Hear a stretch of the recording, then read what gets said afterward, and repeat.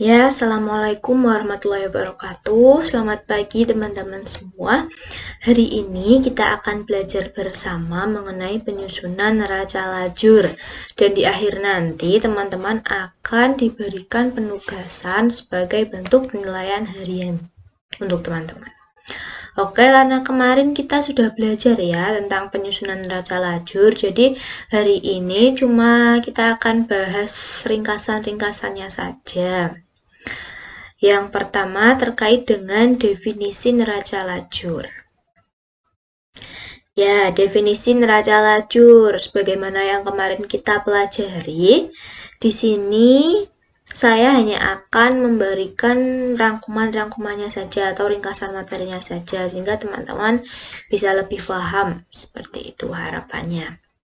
Oke, neraca lajur atau kertas kerja adalah ringkasan atau rangkuman atau bahasa Inggrisnya itu summary dari tahapan proses penyusunan dari laporan keuangan. Neraca lajur berisi informasi untuk laporan keuangan seperti saldo-saldo jurnal sebelum penyesuaian. Nah, neraca saldonya. Kemudian jurnal penyesuaiannya. Kemudian ada neraca saldo setelah disesuaikan atau ini saldo-saldo setelah jurnal penyesuaian. Kemudian ditambah lagi nanti ada ikhtisar laba rugi dan juga neraca. Perbedaan dari neraca lajur perusahaan manufaktur yang harus dipahami dan juga diingat oleh teman-teman adalah neraca lajur perusahaan manufaktur itu terdapat kolom laporan beban pokok produksi atau ikhtisar.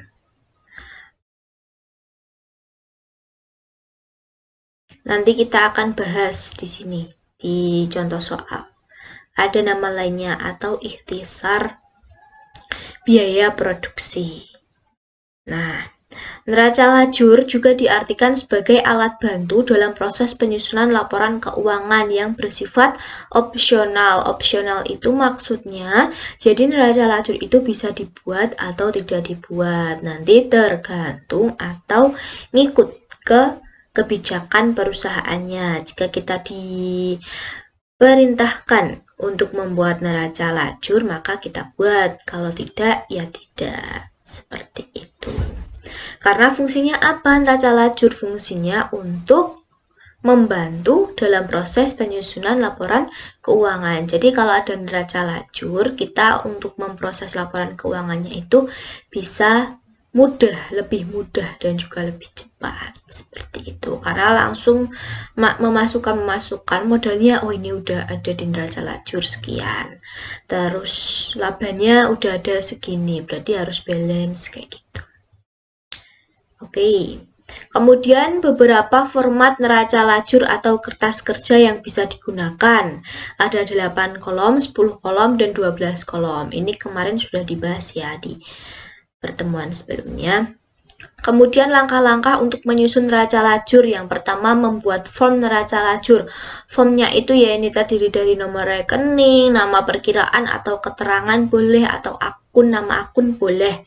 Kemudian neraca saldo, jurnal penyesuaian, neraca saldo disesuaikan atau neraca saldo setelah penyesuaian sama saja.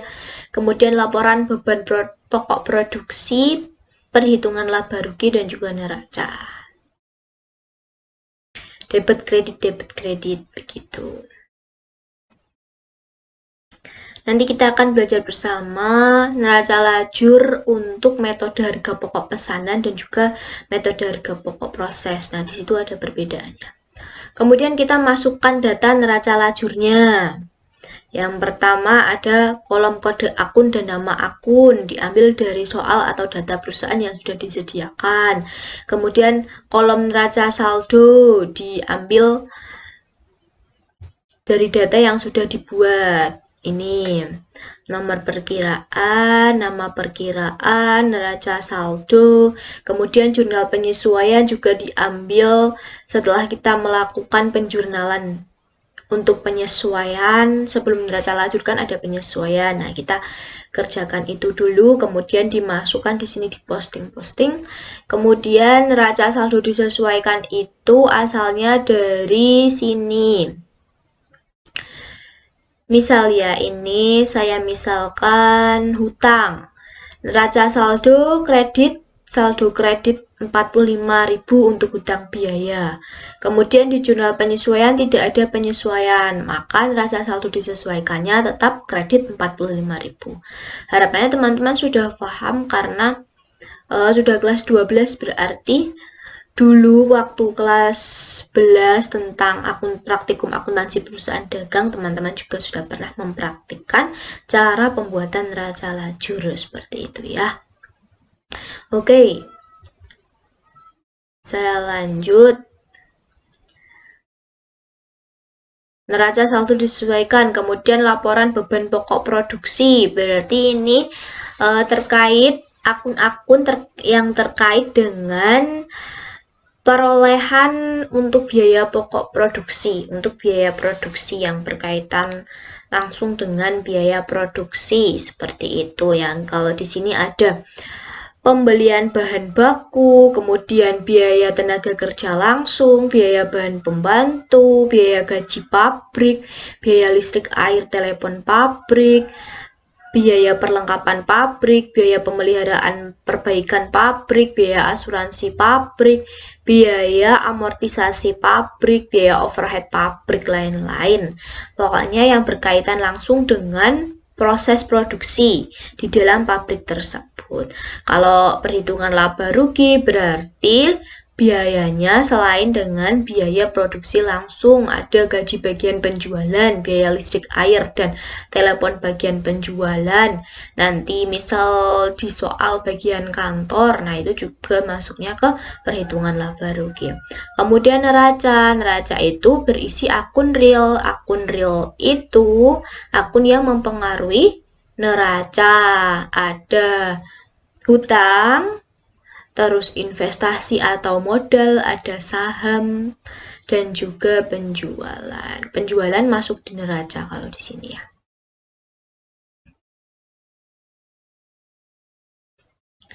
Oke, kita lanjut. Langkah-langkah untuk menyusun laporan keuangan dari neraca lajur. Tadi ya ada laporan harga pokok produksi, laporan laba rugi, laporan perubahan modal, dan juga laporan posisi keuangan atau kita sebut neraca.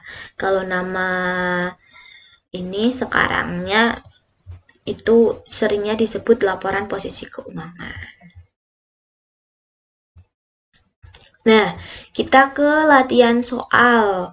Nah, untuk latihan soal yang pertama itu menyusun neraca lajur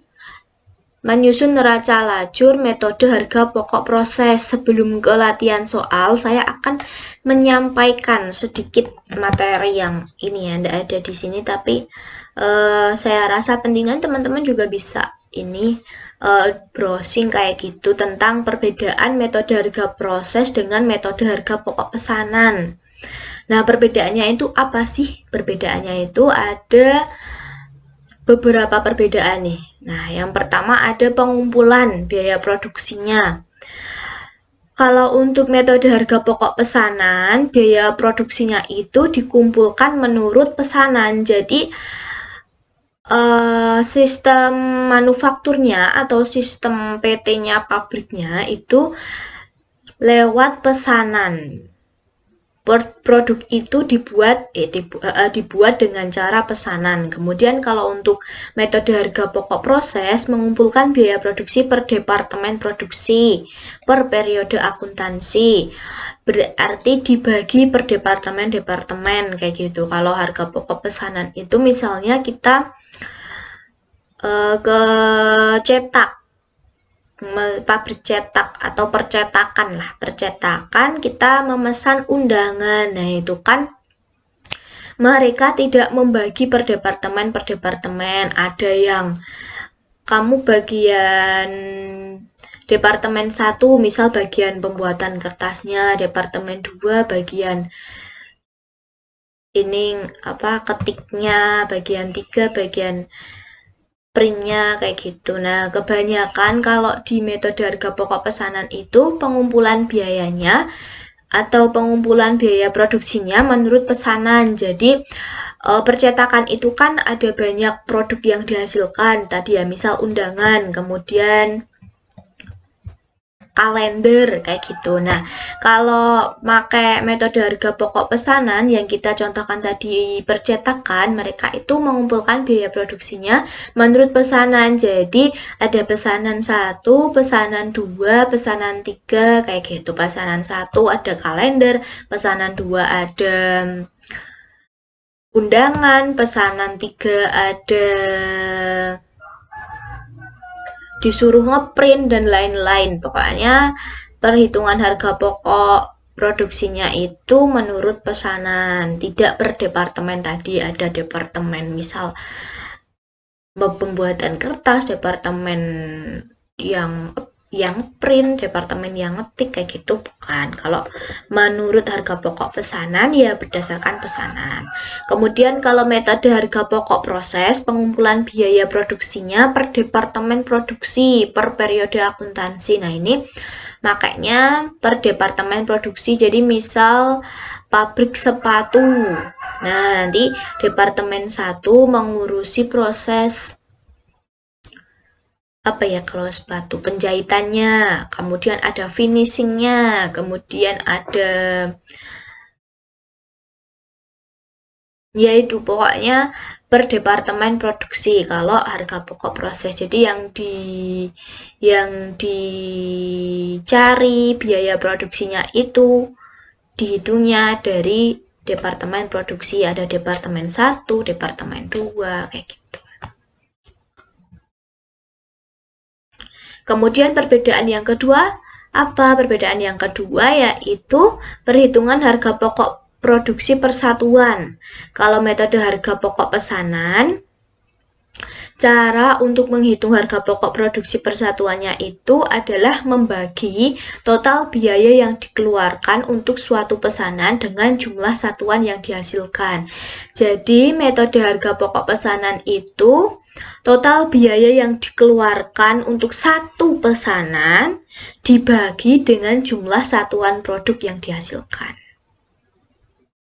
Ya, jadi total biaya dibagi sama jumlah produknya yang dihasilkan.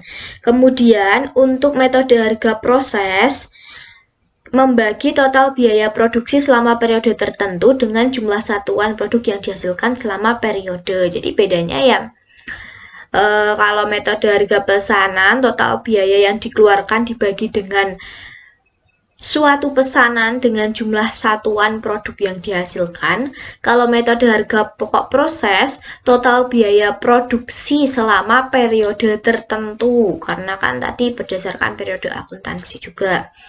Nah, selama periode itu dibagi dengan hasil atau jumlah satuan produk yang dihasilkan selama periode yang bersangkutan. Jadi perbedaannya kalau pesanan ya berdasarkan pesanan 1, 2, 3. Kalau harga pokok proses berdasarkan departemen atau berdasarkan periode akuntansinya, periode pencatatannya, seperti itu. Kemudian perbedaan yang ketiga ada penggolongan biaya produksi.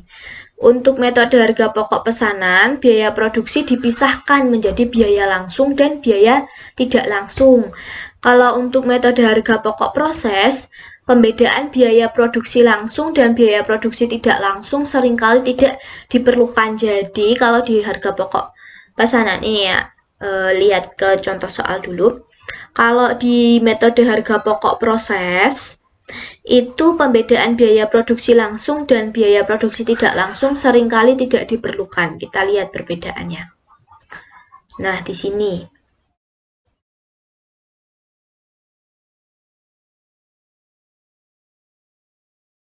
Nah, ini ya, teman-teman lihat. Di akun PT Makmur Jaya, itu apakah ada BTK dan BTKL? Itu contoh umumnya ya. Nah, jadi kan satu aja, ada gaji dan upah, beban gaji bagian penjualan, dan beban gaji bagian administrasi umum. Jadi tidak ada biaya tenaga kerja langsung dan biaya tenaga kerja tidak langsung. Contohnya seperti itu. Kemudian kalau untuk harga pokok pesanan,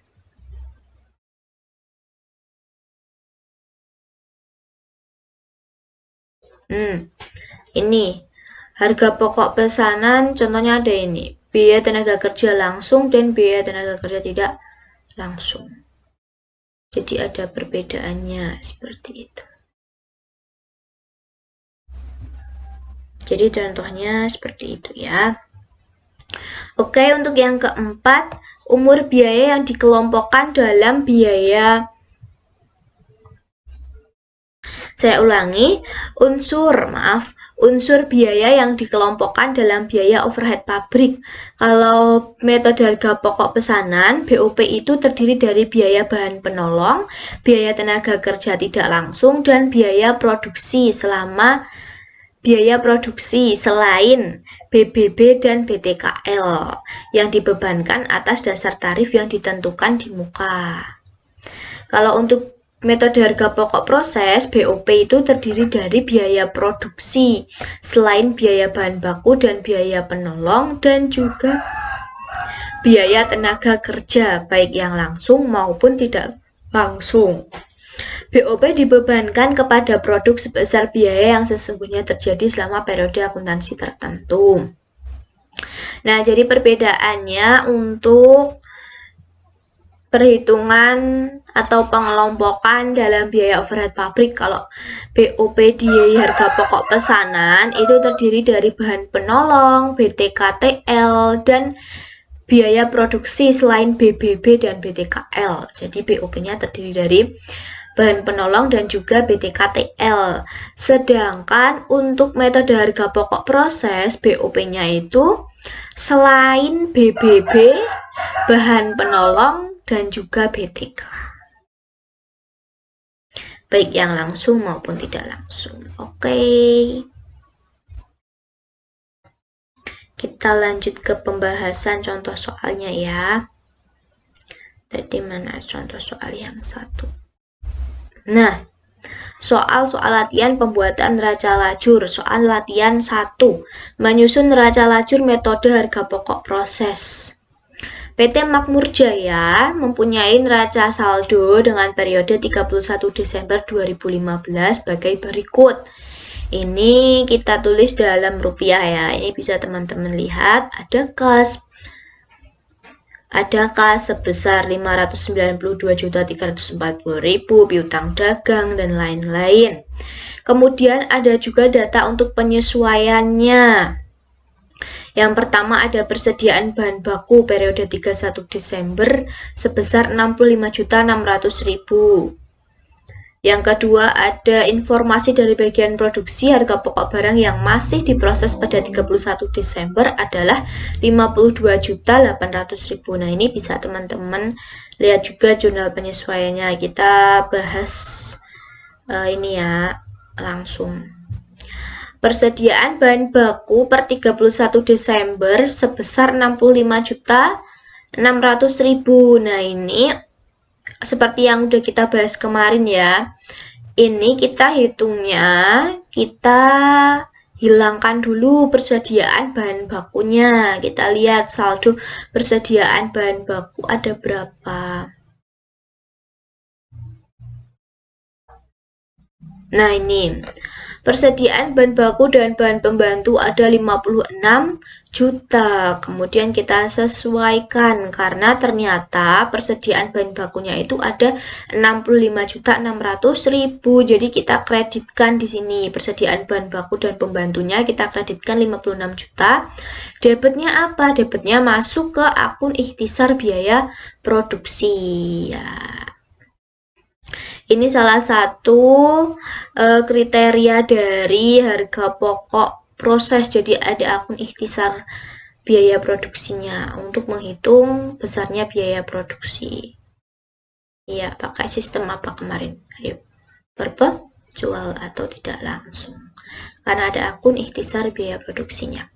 Oke, kemudian kita debit karena ini saldonya otomatis udah 0 ya, karena sudah kita kurangkan, maka kita buat penyesuaiannya, yaitu tadi persediaan bahan baku sebesar 65.600.000 kita debit Kreditnya apa? Ikhtisar biaya produksi. Oke.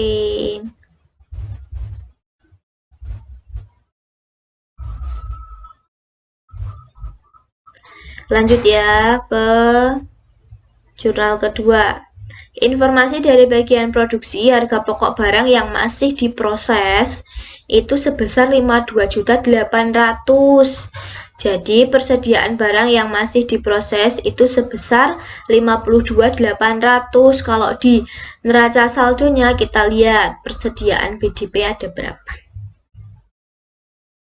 Nah, ada 56.600.000, maka kita hilangkan dulu, kita kreditkan dulu karena yang benar adalah 52.800.000. Jadi kita hilangkan, kita pindahkan ke sisi kredit 56.600.000, kemudian kita masukkan yang 52.800.000, kita kasih ke debit, sehingga akan sesuai dengan penyesuaiannya, sesuai dengan yang benar-benar ada di perusahaan itu.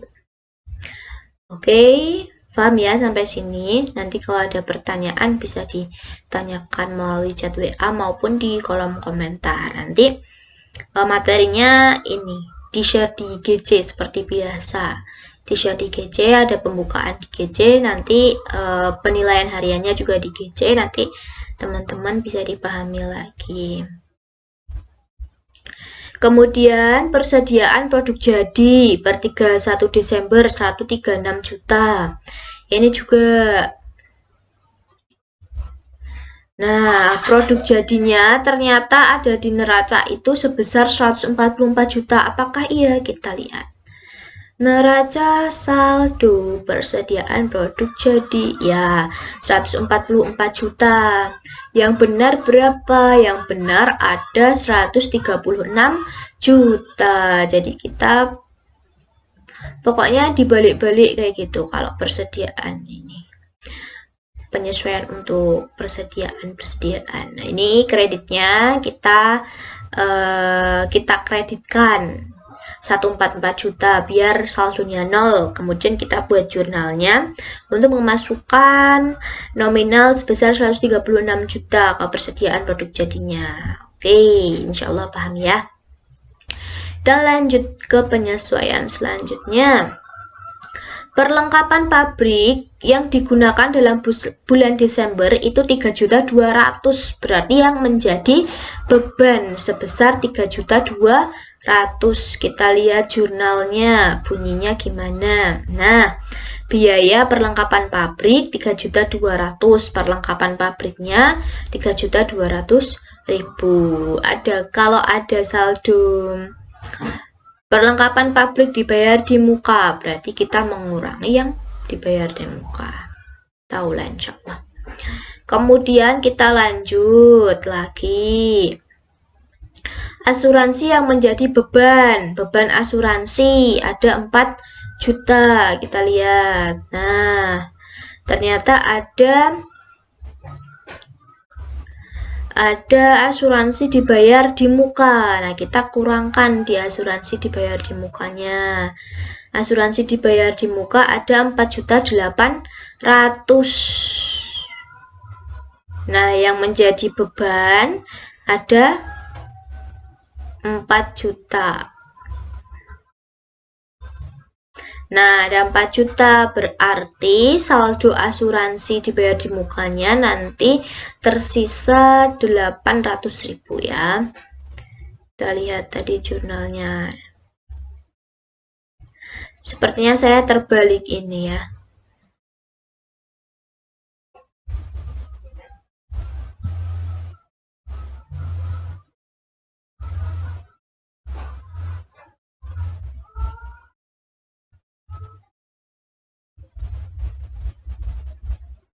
Ya, mohon maaf. Jadi, asuransi yang menjadi beban produksi, sebentar saya lihat neraca lajurnya sepertinya.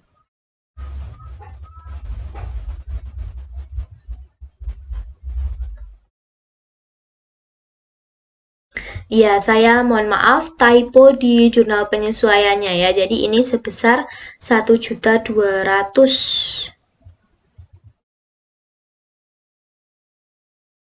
Ya, oke. Di sini adalah 1.200.000.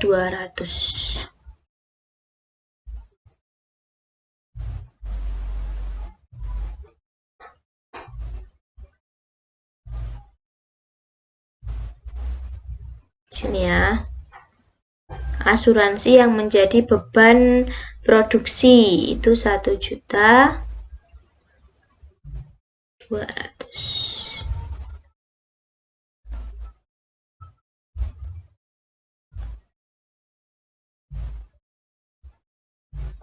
1.200.000.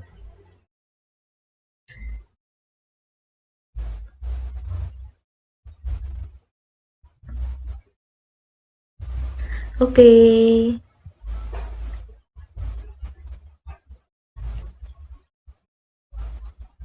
Kemudian ada penyesuaian selanjutnya.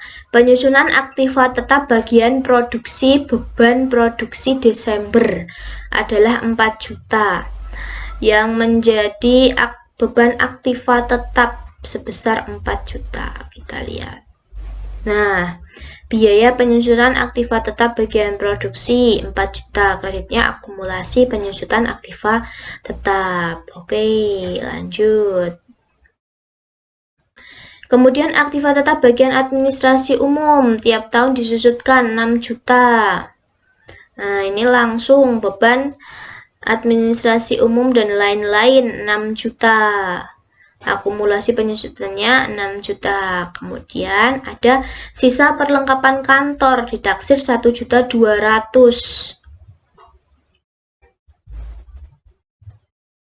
Perlengkapan kantor. Nah, ini perlengkapan kantornya masih 1.200.000.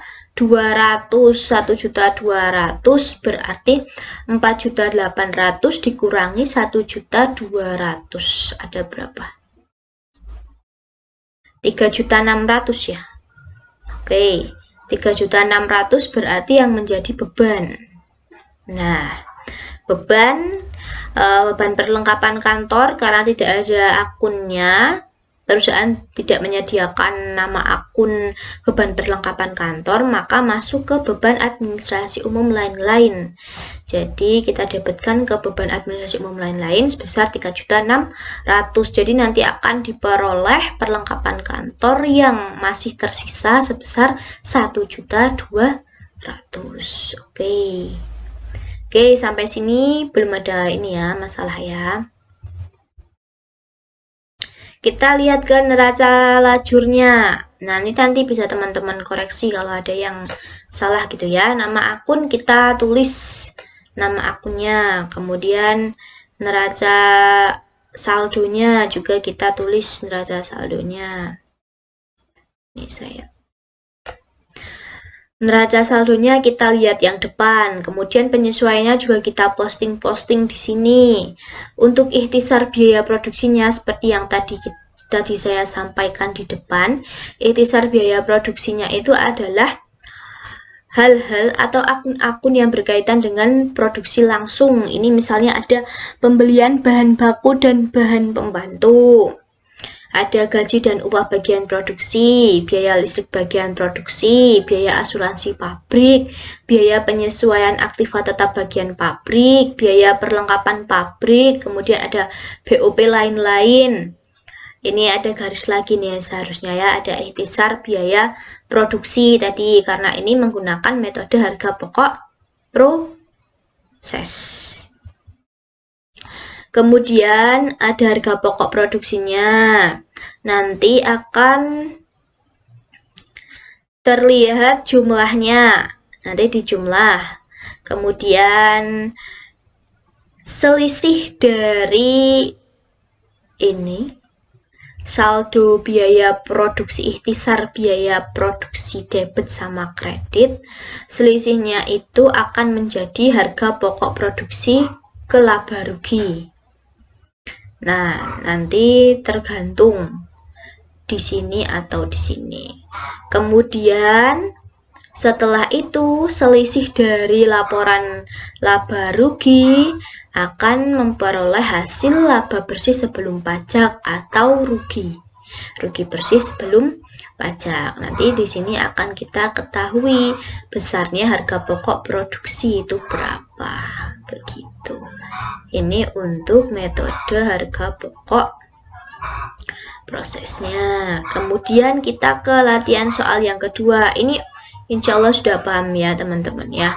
Udah pernah ini menyusun neraca lajur di perusahaan dagang. Insya Allah tidak ada bedanya, cuman sedikit beda di sini ikhtisar biaya produksi. Jadi kalau yang akun-akun yang terkait dengan biaya produksi langsung silakan di postingnya ke sini, diisikannya ke sini. Kalau untuk kantor atau beban umum gitu masuknya ke ikhtisar laba rugi.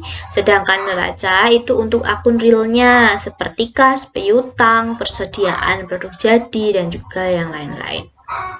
Oke. Kemudian untuk soal latihan yang kedua, menyusun neraca lajur metode harga pokok pesanan. Nah, di sini ada contohnya dari PT Gaiga, neraca saldo periode 31 Desember tahun 2020 disajikan dengan dalam rupiah. Ada kas 100.000, persediaan bahan baku 120.000 dan sebagainya. Kemudian ada penyesuaiannya. Yang pertama, asuransi dibayar di muka untuk mesin pabrik dibayarkan selama 2 tahun. Nah, asuransinya sampai dengan 31 Desember. Nah, kalau untuk metode harga pokok pesanan, karena diprosesnya dalam pesanan-pesanan dan juga tadi sudah kita bahas perbedaan-perbedaannya gitu ya. Nah, di sini tidak ada penyesuaian tentang biaya produksinya. Jadi penyesuaiannya ya sama seperti kebanyakan penyesuaian yang pastinya teman-teman sudah paham dan juga sudah tahu. Sama dengan di perusahaan dagang, ada penyusutan untuk asuransi dibayar di muka, ada penyusutan untuk biaya tenaga kerja tidak langsung. Nah, ini yang berbeda ya, kita bahas. Kemudian ada penyusutan sewa gedung, penyusutan mesin pabrik, kemudian ada penyusutan persediaan bahan baku. Kita bahas yang manufaktur ya, yang biaya tenaga kerja langsung, biaya tenaga kerja tidak langsung atau BTKTL, dan juga persediaan bahan baku gitu. Oke, kita lihat jurnal yang keduanya. Biaya tenaga kerja tidak langsung yang belum dibayarkan sebanyak 40.000.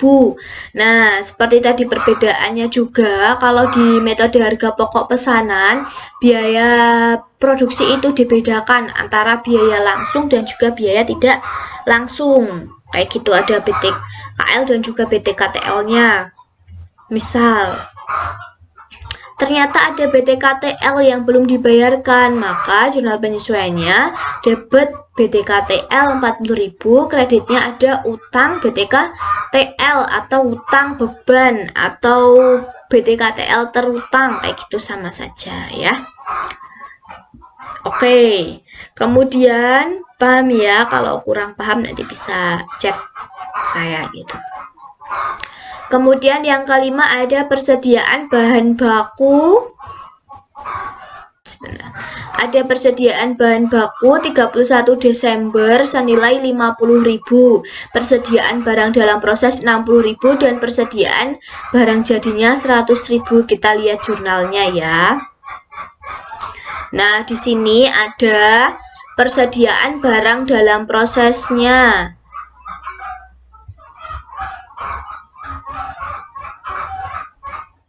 Persediaan bahan baku 50.000, persediaan dalam prosesnya 60.000 dan persediaan barang jadinya 100.000. Kita lihat jurnal penyesuaiannya.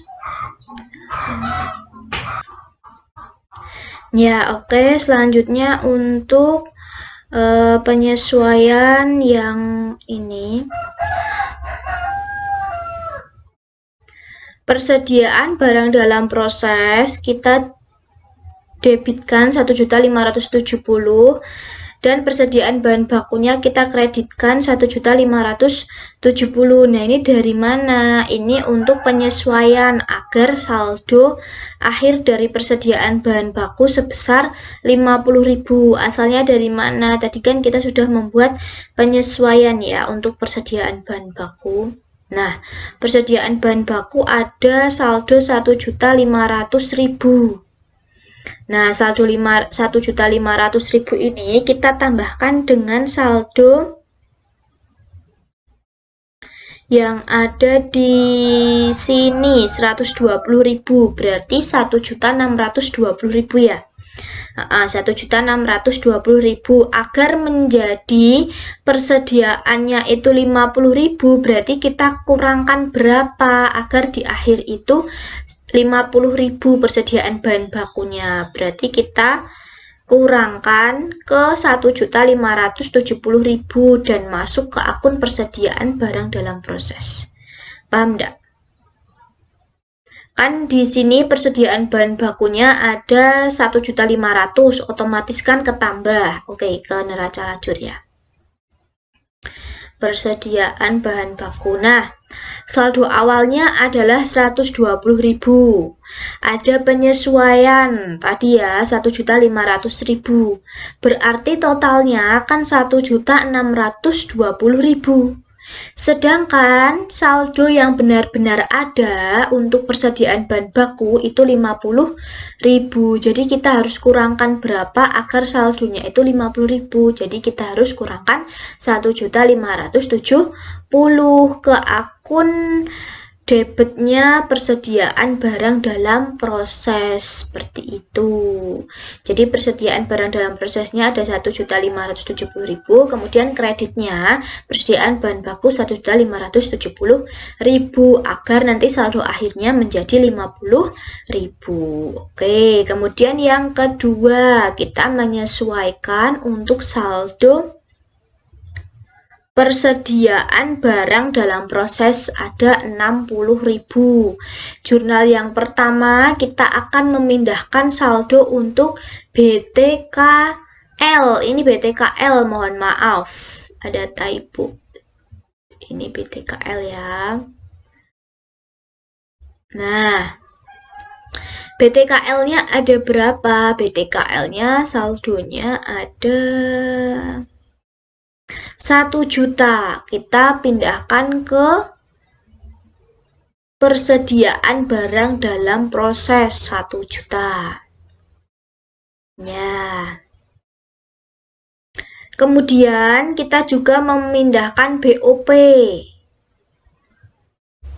ke persediaan barang dalam proses juga sebesar 1.084.000. Nah, itu dari mana lagi? Kita lihat ke neraca lajurnya ya.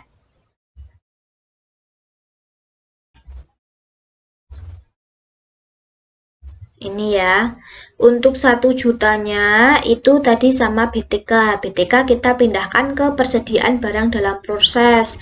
Karena di dalam metode harga pokok proses tadi ya sudah kita bahas bersama. Mohon maaf, dalam metode harga pokok pesanan, tadi penggolongan biayanya itu dibedakan yang langsung dan tidak langsung. Nah, untuk BTKL karena dia biaya langsung, maka masuk ke persediaan barang dalam prosesnya. Oke.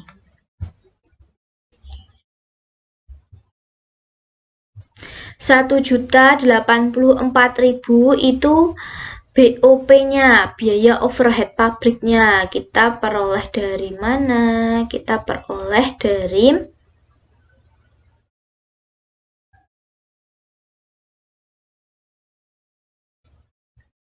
ini.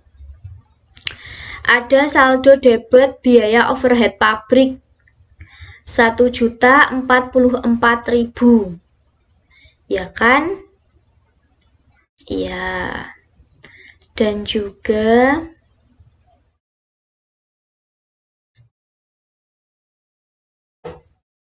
ini dari BTKTL.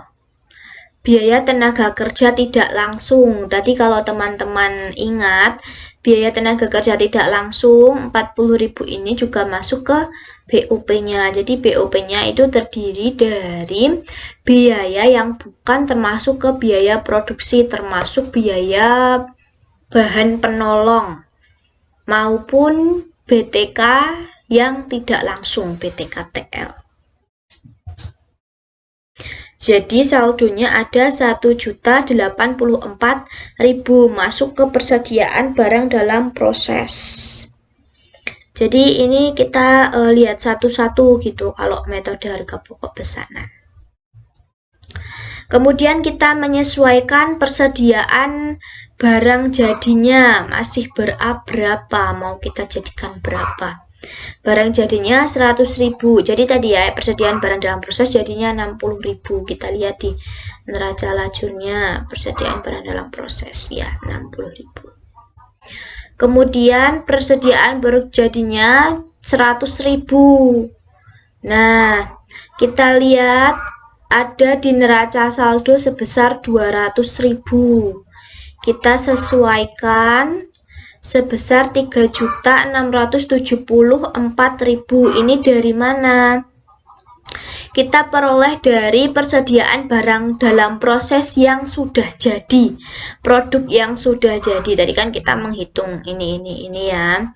Nah, ini dihitung tadi yang masuk ke biaya persediaan dalam proses ada 1.570.000, 1 juta, kemudian 1.084.000. Nah, ini kita pindahkan ke saldo persediaan barang jadi karena barangnya sudah jadi seperti itu. Oke, kemudian karena penyesuaian yang benar-benar terjadi itu persediaan barang jadinya ada 100.000, maka kita buat lagi penyesuaian untuk menyesuaikan agar 100.000 itu masuk ke HPP. Persediaan barang jadinya kita kreditkan sebesar 3.774.000 ke HPP, harga pokok produksinya 3.774.000. Oke. Nah, seperti ini ya. Nah, BOP-nya tadi dari mana? Ya dari biaya penolong, tadi ada BTKTL dan juga BOP lainnya. Jadi penyesuaiannya di sini juga termasuk kayak kita menggolongkan gitu ya, menggolongkan mana yang termasuk ke BOP, mana yang termasuk ke persediaan barang dalam proses, seperti itu. Jadi sehingga kita akan menghitung persediaan barang jadinya disesuaikan juga, nanti akan ketemu HPP. Itu ini untuk metode harga pokok pesanan.